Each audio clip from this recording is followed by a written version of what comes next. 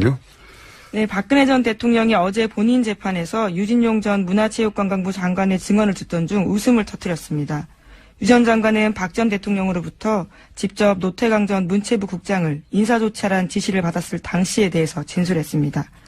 유 전 장관은 노 전 국장에게 할 수 있는 최대 인사조치가 인사이동이라고 생각했지만 나중에 생각해보니까 대통령은 파면이나 해임까지 이야기한 게 아니었냐라는 깨달음이 있었다라고 증언했거든요.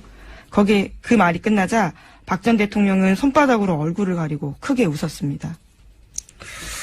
이게 이제 언론 보도에 따라 조금씩 다른데 소리를 내고 웃었다는 사람 보도도 있고 그냥 얼굴에 웃음이 만면했다 수준을 이렇게 표현한 것도 있고 그러니까 방송했던 게 생방송으로 라이브로 보여진 게 아니기 때문에 어느 정도로 어떻게 웃었는지 잘 모르겠어요. 또 기자단 자리가요. 피고인석과 꽤 거리가 있습니다. 그러다 네. 보니까 웃음의 여부에 대해서 캐치하기가 각자가 좀 다를 수도 있고. 그게 잘 안 보이거든요. 예.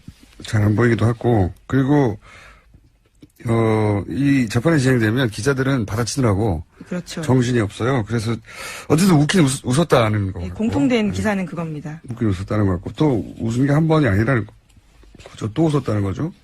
네. 유 전 장관과 유영하 변호사가 설전을 주고받자 그 과정에서도 박근혜 전 대통령이 웃음을 보였다라고 하는데요. 유 전 장관이 청와대에 거듭되는 지시 때문에 승마협회 감사에 착수할 수밖에 없었다라는 취지의 진술을 했습니다. 그것은 검찰 질문에 대한 답이었는데 거듭되는 보고와 지시를 받으면서 속으로 배경이 뭘까라는 생각을 했고 정윤회라는 이름을 파악했다라는 검찰의 질문에 대해서 그렇다라고 유 전 장관이 대답했거든요. 이에 대해서 유영하 변호사가 그 증언에 대해서 문제 삼았습니다. 아까 검사 질문에 거듭되는 보고와 지시 받으면서라는 부분이 있었는데 누구에게 언제 몇 차례 받은 것이냐 이렇게 꼼꼼히 따져 물었습니다. 그러자 유 전 장관은 신문 내용을 보여주면 자신이 표시해 주겠다라고 답했고요. 여기에 대해서 유 변호사가 주긴 뭘 주냐 이렇게 대치면서 서로 목소리가 높아진 겁니다. 유 전 장관이 큰 소리 치냐 이렇게 응수했고 유 변호사가 반말하는 거냐 반말하지 말라 이렇게까지 흥분하는 모습 보였습니다. 그 내용이 승마협회 감사를 지시했는데 왜 이러는 거지? 배경이 뭐지? 그러다가 정윤회 이름을 떠올렸다. 이 진술을 하자 유 전 장관이 여기 대해서 이제 변호인이 누가 언제 그런 지시를 했다는 거냐 이렇게 묻고 그러자 변호사가 읽은 문장에 그게 나오니까 그걸 보여주면 내가 표시해 드리겠다고 했더니 여기서 갑자기 흥분하는 거죠. 주긴 뭘 줘요. 왜 큰 소리를 치십니까? 하니까 왜 반말 안 했어요? 보니까. 그렇죠. 근데 이걸 보고 또 웃었다는 거죠. 네, 웃었다는 건데. 피고인석에 앉아보셨습니까?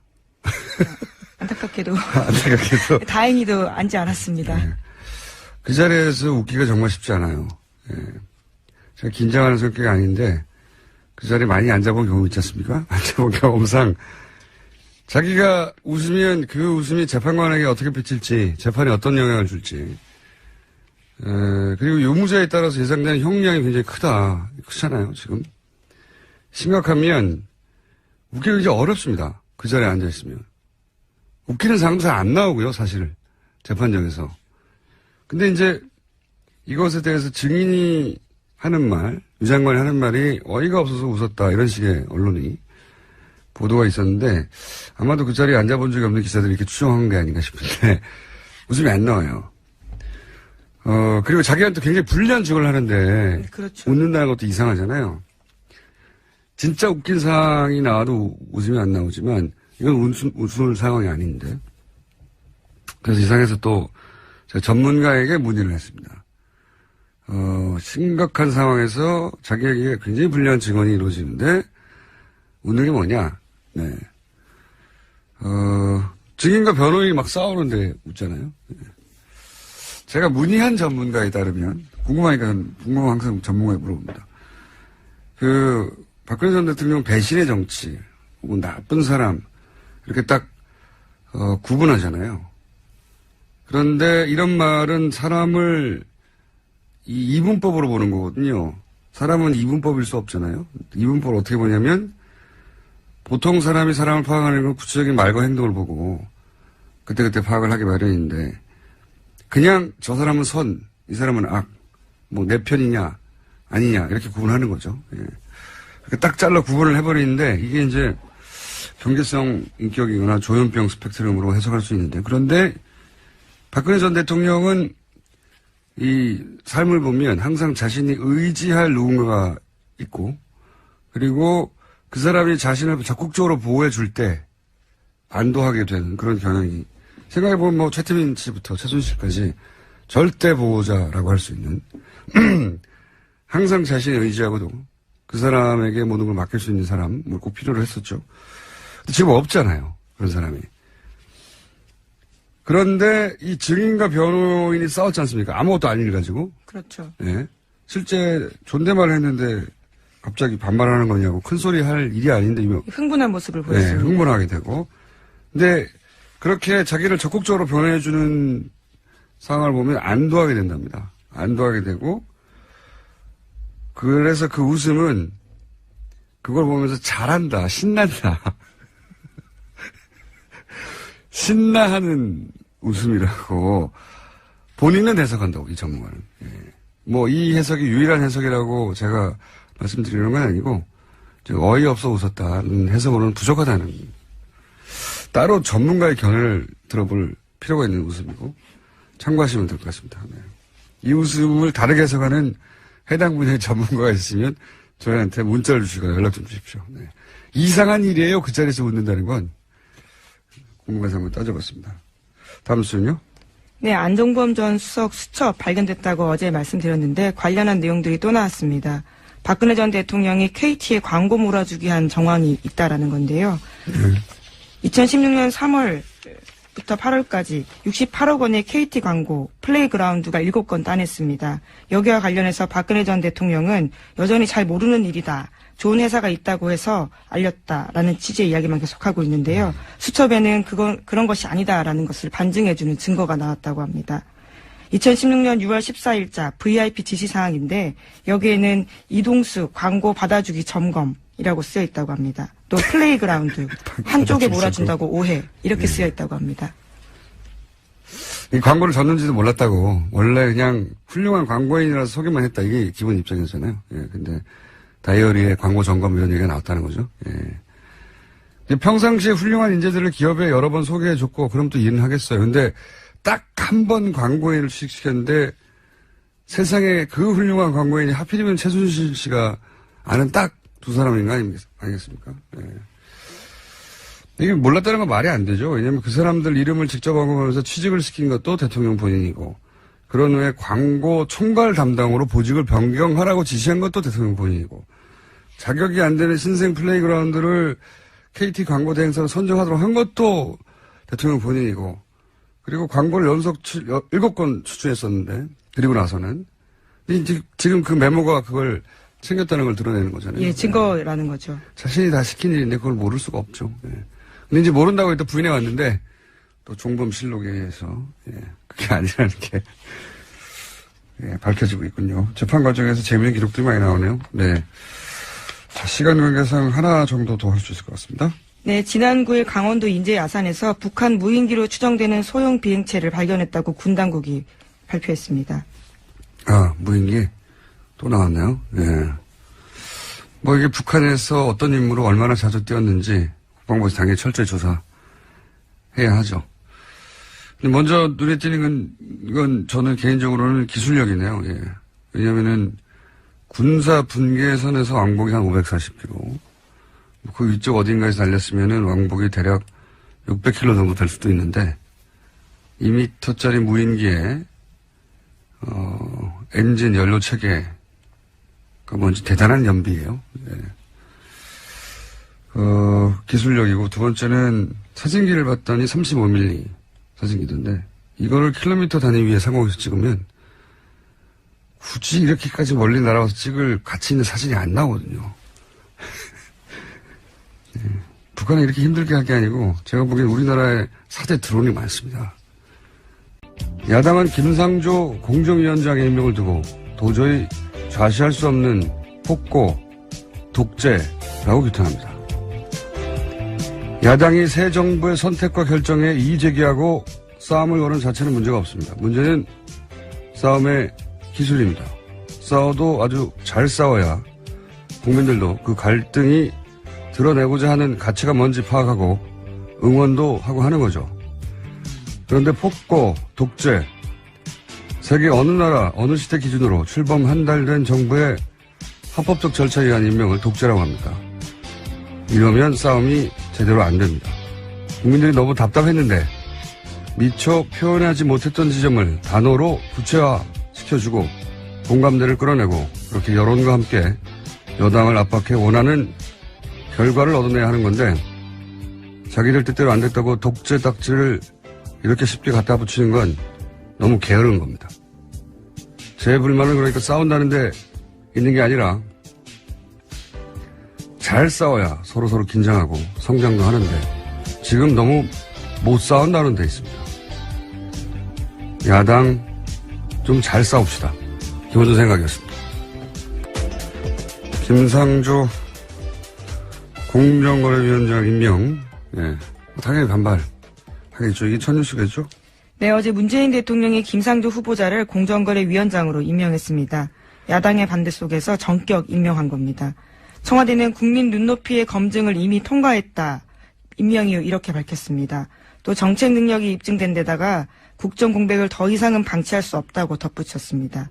청와대는 김 위원장 임명 사실을 발표하기 전에 야당 지도부에 먼저 알리고 양해 구했다고도 밝혔습니다. 그렇군요. 당연히 야당은 여기다 이제 반발을 하는데 반발은 할 수 있는데 이제 반발과 관련된 워딩들이 제가 보기엔 게을러요. 좀 소개해 주십시오. 네, 자유한국당 격앙된 반응 보였습니다. 정우택 자유한국당 원내대표는 문재인 대통령의 협치 포기와 독선 독재에 대해서 절대 좌시하거나 묵과할 수 없다. 이렇게 밝혔습니다. 또 자유한국당은 임명 강행은 협치 포기 선언이자 좌시할 수 없는 폭거다.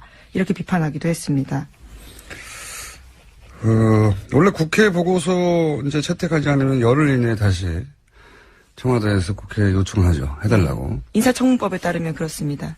법이 그래요. 그래도 안 되면 이제 대통령 임명을 하는 건데, 열흘 이내이기 때문에 하루만 시한을 주고 다시 채택해달라고 요구할 수도 있고, 열흘 다 줄 수도 있어요. 근데,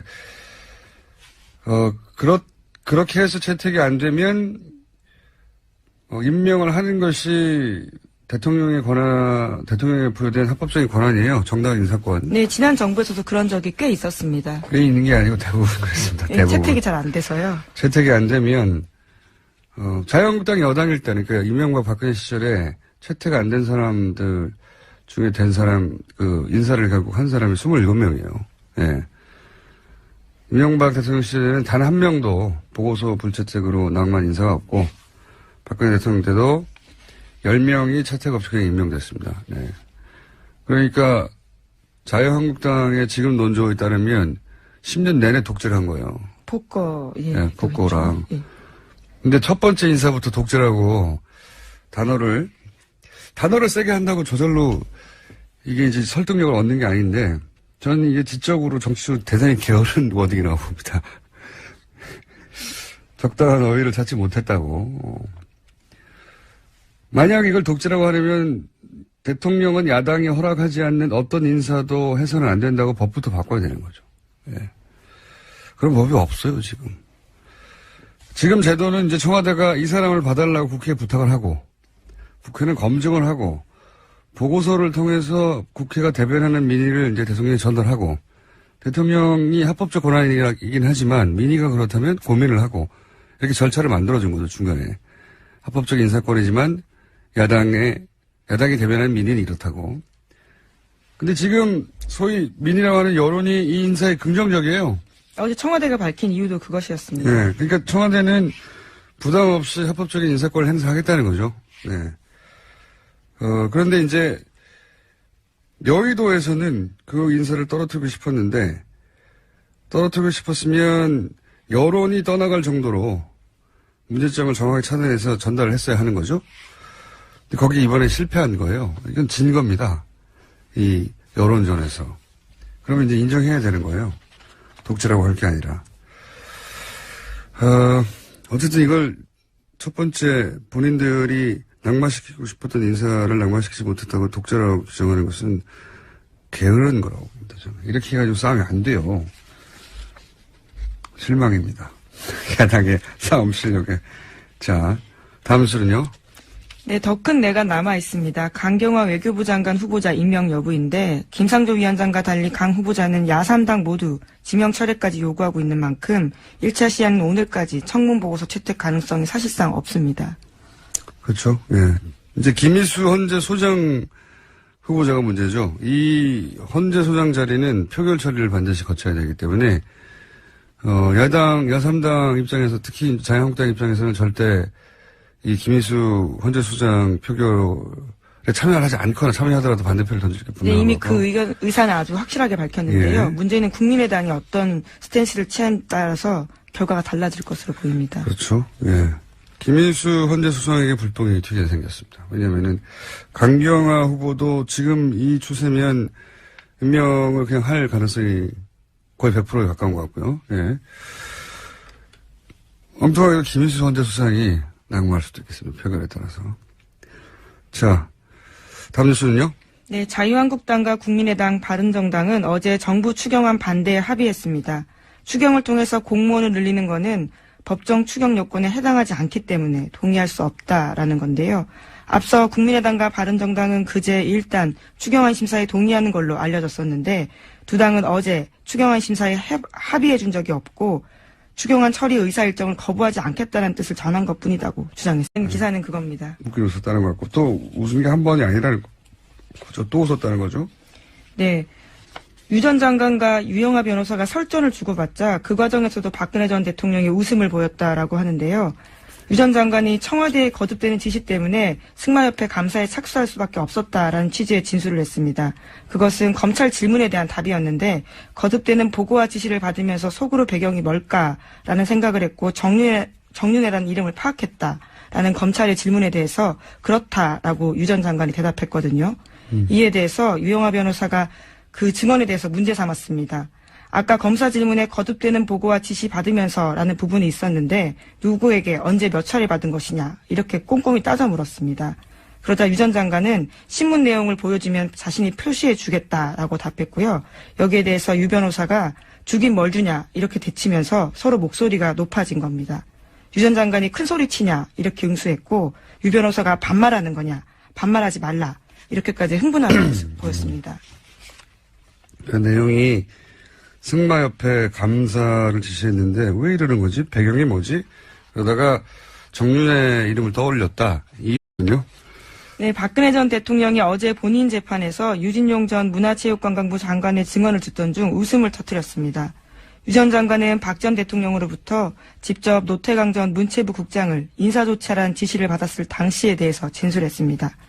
유 전 장관은 노 전 국장에게 할 수 있는 최대 인사조치가 인사이동이라고 생각했지만 나중에 생각해보니까 대통령은 파면이나 해임까지 이야기한 게 아니었냐라는 깨달음이 있었다라고 증언했거든요. 거기 그 말이 끝나자 박 전 대통령은 손바닥으로 얼굴을 가리고 크게 웃었습니다. 이게 이제 언론 보도에 따라 조금씩 다른데 소리를 내고 웃었다는 사람 보도도 있고 그냥 얼굴에 웃음이 만면했다 수준을 이렇게 표현한 것도 있고 그러니까 방송했던 게 생방송으로 라이브로 보여진 게 아니기 때문에 어느 정도 어떻게 웃었는지 잘 모르겠어요. 또 기자단 자리가요 피고인석과 꽤 거리가 있습니다. 그러다 네. 보니까 웃음의 여부에 대해서 캐치하기가 각자가 좀 다를 수도 있고 그게 잘 안 보이거든요. 예. 잘 안 보이기도 하고 그리고 이 재판이 진행되면 기자들은 받아치느라고 그렇죠. 정신이 없어요. 그래서 어쨌든 웃긴 웃었다는 거. 예, 공통된 유 장관이 하는 말이 어이가 없어서 웃었다 이런 식의 언론이 보도가 있었는데 아마도 그 자리에 앉아본 적이 없는 기자들이 이렇게 추정한 게 아닌가 싶은데 웃음이 안 나와요. 그리고 자기한테 굉장히 불리한 직을 하는데 그렇죠. 웃는다는 것도 이상하잖아요. 진짜 웃긴 상황이 나와도 웃음이 안 나오지만 이건 웃을 상황이 아닌데. 그래서 이 상에서 또 제가 전문가에게 문의를 했습니다. 심각한 상황에서 자기에게 굉장히 불리한 증언이 이루어지는데 웃는 게 뭐냐? 네. 증인과 변호인이 막 싸우는데 웃잖아요. 네. 제가 문의한 전문가에 따르면 궁금하면 항상 전문가에 물어봅니다. 박근혜 전 대통령 배신의 정치, 혹은 나쁜 사람, 이렇게 딱, 구분하잖아요. 그런데 이런 말은 사람을 이 이분법으로 보는 거거든요. 사람은 이분법일 수 없잖아요. 이분법을 어떻게 보냐면, 보통 사람이 사람을 파악하는 건 구체적인 말과 행동을 보고, 그때그때 파악을 하기 마련인데, 그냥 저 사람은 선, 이 사람은 악, 뭐 내 편이냐, 아니냐, 이렇게 구분하는 거죠. 예. 이렇게 딱 잘라 구분을 해버리는데, 이게 이제 경계성 인격이거나 조현병 스펙트럼으로 해석할 수 있는데, 그런데 박근혜 전 대통령은 이 삶을 보면 항상 자신이 의지할 누군가가 있고, 그리고 그 사람이 자신을 적극적으로 보호해 줄 때 안도하게 되는 그런 경향이, 생각해보면 뭐 최태민 씨부터 최순실까지 절대 보호자라고 할 수 있는 항상 자신이 의지하고도 그 사람에게 모든 걸 맡길 수 있는 사람, 뭐 꼭 필요로 했었죠. 근데 지금 없잖아요. 그런 사람이. 그런데 이 증인과 변호인이 싸웠지 않습니까? 아무것도 아닌 일 가지고. 그렇죠. 예. 실제 존댓말을 했는데 갑자기 반말하는 거냐고 큰 소리 할 일이 아닌데 흥분한 모습을 네, 보였습니다. 흥분하게 되고. 근데 그렇게 자기를 적극적으로 변호해주는 상황을 보면 안도하게 된답니다. 안도하게 되고, 그래서 그 웃음은 그걸 보면서 잘한다, 신난다. 신나하는 웃음이라고 본인은 해석한다고, 이 전문가는. 예. 뭐 이 해석이 유일한 해석이라고 제가 말씀드리는 건 아니고, 이 진술을 하자 유 전 장관이 여기 대해서 이제 변호인이 누가 언제 그런 짓을 했다는 거냐 이렇게 묻고 그러자 변호사가 읽은 문장에 그게 나오니까 그걸 보여주면 내가 표시해 드리겠다고 했더니 여기서 갑자기 흥분하는 거죠. 주긴 뭘 줘요. 유정관이 왜 큰 소리를 치십니까? 하니까 왜 반말 안 했어요? 그러니까. 근데 이걸 보고 또 웃었다는 거죠. 네, 웃었다는 건데. 피고인석에 앉아보셨습니까? 안타깝게도. 안타깝게도. 다행히도 앉지 않았습니다. 네. 그 자리에서 웃기가 정말 쉽지 않아요. 네.